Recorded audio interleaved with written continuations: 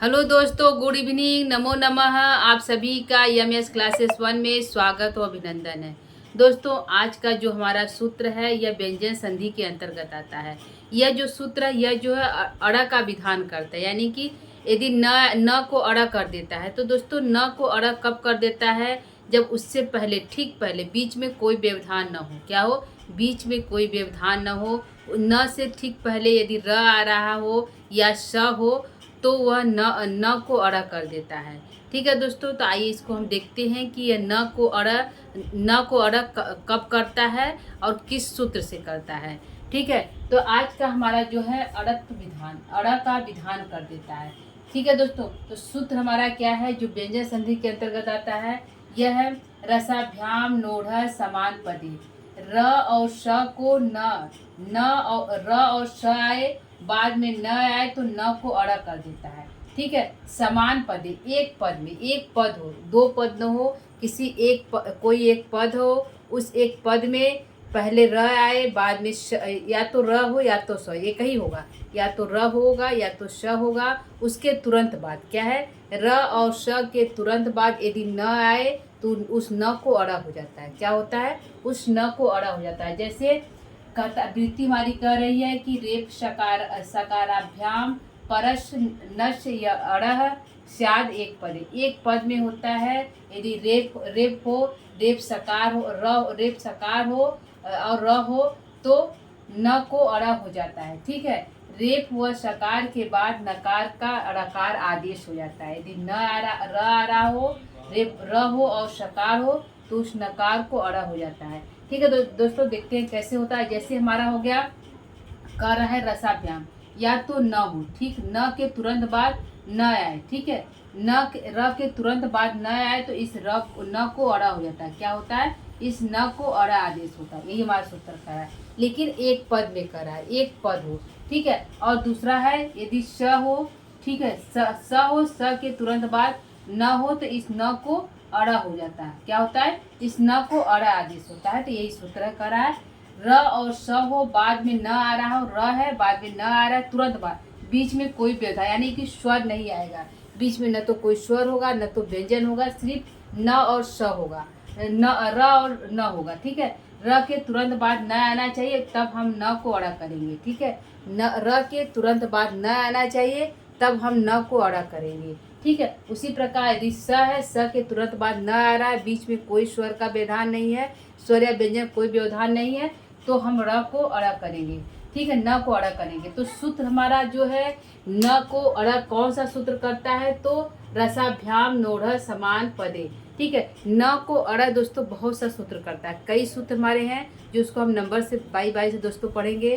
पहले हम पढ़े पहला सूत्र है रसाभ्याम नोढ़ समान पदे, यानी पहले र दिखाई दे, र हो तो बाद में न हो तो न को अड़ा कर देंगे, या तो पहले स हो बाद में तुरंत न हो। तुरंत न हो दोस्तों, यह ध्यान रखिएगा, बीच में कोई व्यवधान नहीं होनी चाहिए।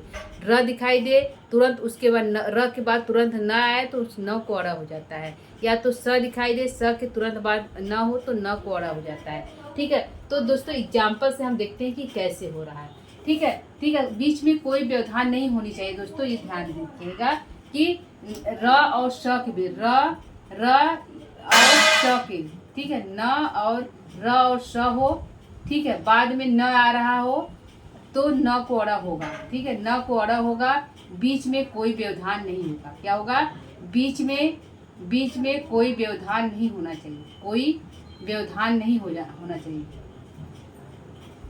व्यवधान नहीं होना चाहिए। ठीक है, बीच में कोई व्यवधान नहीं होना चाहिए, यानी कि स्वर या व्यंजन किसी का व्यवधान नहीं होता है, तब उस अवस्था में यह सूत्र हमारा लागू होता है।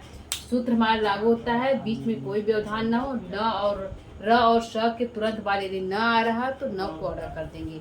ठीक है दोस्तों, तो एग्जाम्पल से हम देखते हैं कैसे हो रहा है। ठीक है, पहला हमारा एग्जाम्पल क्या है दोस्तों? चतुर्नाम है। क्या है? चतुर्नाम। इस चतुर्नाम को हम अलग अलग कर लेते हैं। क्या कर लेते हैं? चतुर्नाम को हम अलग अलग कर लेते हैं। तो कैसे होगा? इससे पहले हमारा च हो गया, ठीक है, च के तुरंत बाद क्या है? अ हो गया, अलग कर लेते हैं। ठीक है, फिर उसके बाद हमारा त हो गया, ठीक है, त के तुरंत बाद क्या है? उ है, क्या है, त के तुरंत बाद क्या है, ऊ है। उसके बाद क्या हमारा है, तुरंत बाद क्या है, त के तुरंत बाद ऊ है। उसके बाद हमारा र है, क्या है, र है। र के तुरंत बाद न है, ठीक है। न के तुरंत बाद हमारा आ आएगा, फिर हमारा म आएगा, ठीक है। ठीक है, ये हमारा म आएगा। ठीक, तो हम जो हमारा ये है अर्धमात्रिक है, ठीक है। तो यहाँ हमने देखा कि र और न की क्या है, न, र और न के तुरंत बाद क्या आ रहा है, न आ रहा है, ठीक है। र और न के तुरंत बाद क्या आ रहा है दोस्तों, न आ रहा है। तो इस न को हम क्या करेंगे, अड़ा कर देंगे। क्या करेंगे, इस न को अड़ा कर देंगे। तो चतुर्नामा को हम कैसे लिखेंगे, जब अड़ा कर देंगे तो हमारा चतुर्नामा हो जाएगा। क्या हो जाएगा, चतुर्नामा हो जाएगा, ठीक हो जाएगा। ये होगा दोस्तों, चतुर्नामा हमारा बन जाएगा, ठीक है। और दूसरा देखते हैं, पहले हमने च किया, अलग कर दिया जो है, इसको हम अलग अलग, चतुर्नाम को अलग अलग कर दिए। और हमने यहाँ पे देखा कि र और न के बीच में हमारा कोई भी स्वर नहीं आ रहा है। क्या है, र और न के बीच में हमारा कोई भी स्वर नहीं आ रहा है। तो यहाँ पे कोई व्यवधान नहीं है। कोई व्यवधान नहीं होने पर हम जो है न को अड़ा कर देंगे। तो हमने न को क्या कर दिया, अड़ा कर दिया। तो हमारा क्या बन गया, चतुर्नाम बन गया। क्या बन गया, चतुर्नाम बन गया, ठीक है। दूसरा देखते हैं, दूसरा है पुष्णा। क्या है, पुष्णा। पुष्णा को भी हम अलग करके देख लेते हैं दोस्तों, कैसे होगा, ठीक है। जैसे हमारा प है, ठीक है, प है प्लस बड़ा ऊ है, ठीक है, प्लस स है, ठीक, स है। और फिर हमारा क्या है, स के बाद हमारा न आ रहा है, न में क्या है हमारा आ है, ठीक। यहाँ भी हमारा स क्या है, स और न के बीच में कोई व्यवधान नहीं है, ठीक है दोस्तों। क्या है, स और न के बीच में हमारा कोई व्यवधान नहीं है। तो स के बाद तुरंत न आ रहा है, यहाँ र के बाद तुरंत न आया तो हम अड़ा कर दिए। यहाँ स के बाद तुरंत न आया तो क्या करेंगे, अड़ा कर देंगे। क्या करेंगे, अड़ा कर देंगे। तो हमारा शब्द क्या बन जाएगा, पुष्णा बन जाएगा। क्या बन जाएगा, पुष्णा बन जाएगा, ठीक है। ठीक है दोस्तों, इस तरह हमारा पुष्णा हो गया, ठीक। अगला देखते हैं शीर्षक, ठीक है। क्या होगा, शीर्षक। शीर्षक को स को अलग कर दिए, प्लस ई को अलग किए, ठीक है, प्लस र को अलग कर दिए, प्लस न है और न में अ है, ठीक है। न में क्या है, अ है। तो हमारा यहाँ भी र और न हुआ, एक साथ हुआ, बीच में कोई व्यवधान नहीं है दोस्तों, ध्यान दीजिएगा। बीच में कोई व्यवधान नहीं है, र है, न है। तो न को हम क्या कर दिए, अड़ा कर दिए। क्या कर दिए, अड़ा कर दिए। तो हमारा क्या बनेगा, क्या बनेगा, सिररा बनेगा। क्या बनेगा, सिररा बनेगा, ठीक है। अगला देखते हैं, चौथा हमारा उष्ण। क्या है, उष्ण है। तो उष्ण में क्या है, ऊ है, ठीक है, ऊ है। उसके बाद हम प्लस स है, ठीक है। उसके बाद न है, ठीक है। उसके बाद हमारा अ है, यही है, ठीक। ये उष्ण हुआ। यहाँ देखिए स दिखाई दे रहा है, यहाँ न दिखाई दे रहा है। क्या हुआ, यहाँ स दिखाई दे, यहाँ न दिखाई दे रहा है। तो स के तुरंत बाद न आया दोस्तों, तो हमने क्या कर दिया, अड़ा कर दिया। क्या कर दिया, अड़ा कर दिया। जब इसको हम जोड़ेंगे तो क्या बनेगा, उष्ण बनेगा। क्या बनेगा, उष्ण बनेगा, ठीक है। न को जो है, न को अड़ा करने का जो व्यवधान, क्योंकि तुरंत बाद हम न है, न को अड़ा हमने कर दिया, ठीक है। पांचवा देखते हैं दोस्तों, म है। म के इसको अलग कर लेंगे। म के तुरंत बाद ऊ है, ऊ के तुरंत बाद श है। क्या है, ऊ के तुरंत बाद हमारा श है। स के तुरंत बाद हमारा न है। न के में आ है, ठीक है, न में आ है।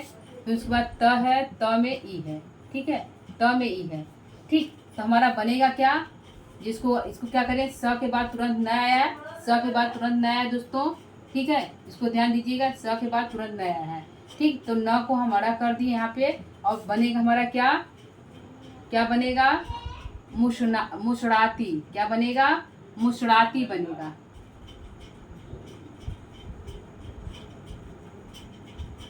मुशराती बनेगा, ठीक। ये हमारा बन गया, ठीक है दोस्तों। एक है छठवां कृष्णा, देखते हैं। कृष्णा लिखाता है, ठीक है, कृष्णा हो गया। कृष्णा को हम जब करेंगे तो क को अलग करेंगे। यह री में है दोस्तों, तो एक दूसरे में आएगा, ठीक है। जहाँ हम री का करेंगे तब होगा, ठीक है दोस्तों। तो इस प्रकार हमारा जो है रक्त का विधान करता है, रसाभ्याम नोढ़ समान एक पद है। ये ध्यान रखिएगा, यह हमारा एक पद है। क्या है, चतुर्नाम हमारा एक पद है। एक पद में, एक पद होने पर ही र और श के तुरंत बाद यदि न आ रहा है तो हम न को अड़ा करेंगे। ठीक है, एक पद होना चाहिए और पद के और न र और श के बीच में कोई व्यवधान नहीं होनी चाहिए और उसके बाद तभी हम न को अड़ा करेंगे। ठीक, तो हमारा एक पद है, पुष्णा भी एक पद है, चतुर्नाम भी एक पद है, शीर्णा भी एक पद है, उष्णा भी एक पद है और मुष्णाति भी एक पद है।